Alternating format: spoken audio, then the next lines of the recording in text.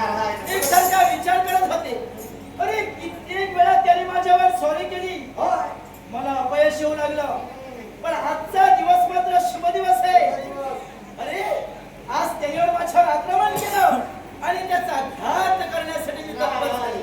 आता या करवीर प्रांतामध्ये शांतपणे राहून प्रत्येक भक्ताला मंगलमय आशीर्वाद देण्यासाठी बरोबर आहे तत्पर होईल. आई योग्य आहे, पण नारदा खरं केलं. मनास एकसारखा विचार निर्माण झाला. एवढे दिवस त्याने माझ्यावर सॉरी केली, मला अपयश आलं, मी माघारी गेले, पण आजच्या तरी तो बोलला दानव काहीतरी कारण असेल ना. आई योग्य प्रश्न विचारला. आई तो कसा मेला माहिती का आणि आजच का मेला? आजच का? त्याला कारण आई तो ब्रह्मदेवाचा म्हणजे आमच्या पिताजींचा वर. तुझे पिताजी अजिंक्य अमराचा वर मिळवला होता, पण ठरल्याप्रमाणे तो पुढे या विश्वाच्या ठिकाणी जन्माला आलाय. बरोबर, त्याला मृत्यू ठेवला जातो. हो, आणि त्याचा मृत्यू असा होता. त्या विश्वाची पालन करती देव आमचे पतिमय परमेश्वर वैकुंठीचे नारायण त्यावेळी मानव अवतार धारण करते. मानव अवतार धारण आणि मानव अवतार धारण करून एका मानव सैन्याची ते लग्न करती. त्यावेळी तुझ्या हातून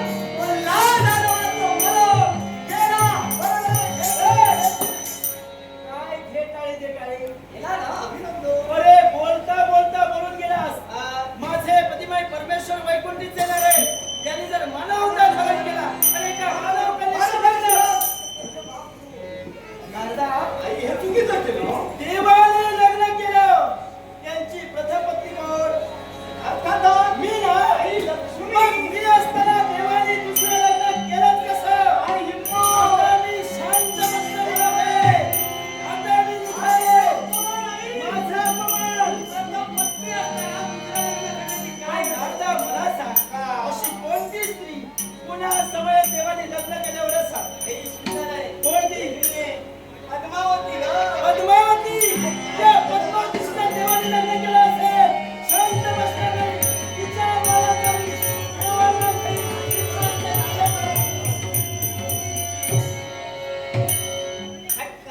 हो तो विषय नसला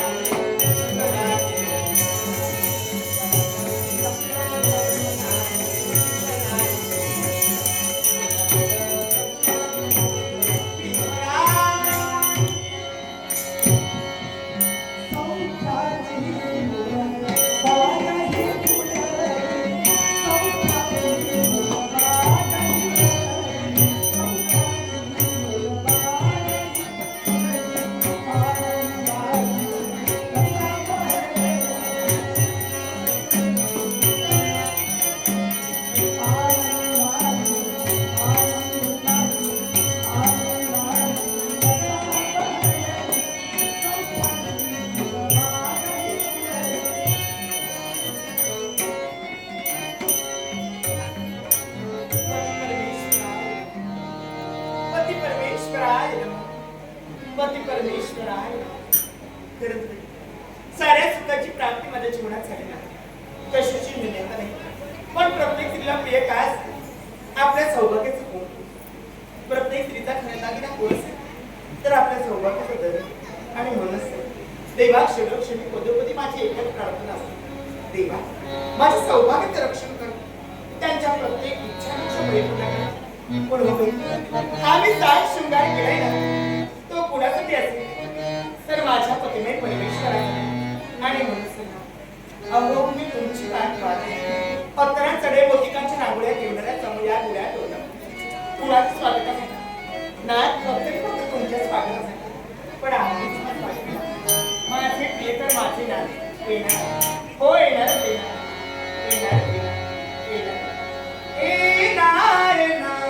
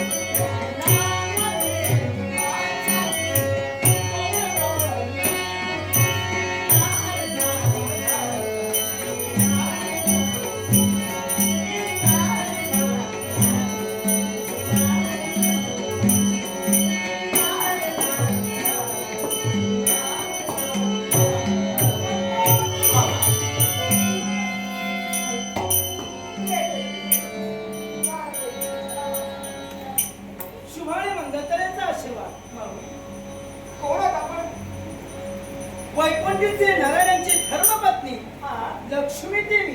आई खरंच माझं माती वगैरेचा वास केला. तुझं आठवण त्याला मग सांगा काय सेवा करू मी? आमची सेवा करण्याची गरज नाही.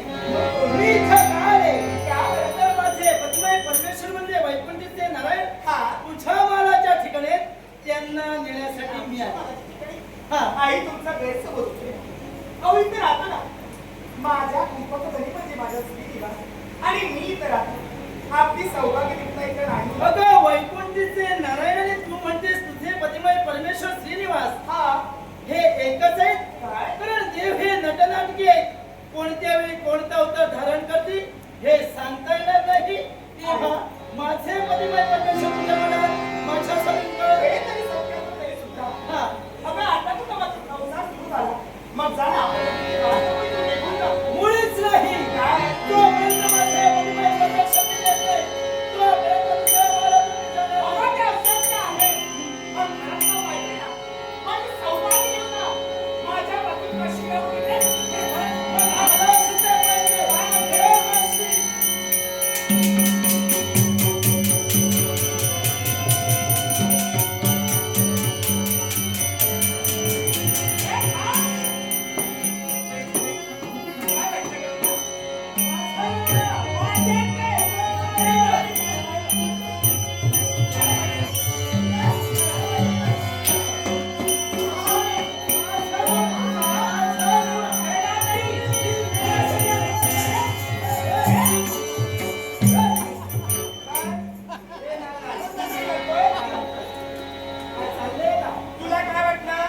ही आमची फुगडी फुगडी नाही हे वातावरणाचा पेट नाही. वातावरण तप्त झालंय. मला वाटलं होतं की नाना मी इथं का आले? माझे पतिमय परमेश्वर वैकुंठीचे नारायणांना नेण्यासाठी आले. मी कोण? मी कोण प्रथम पत्नी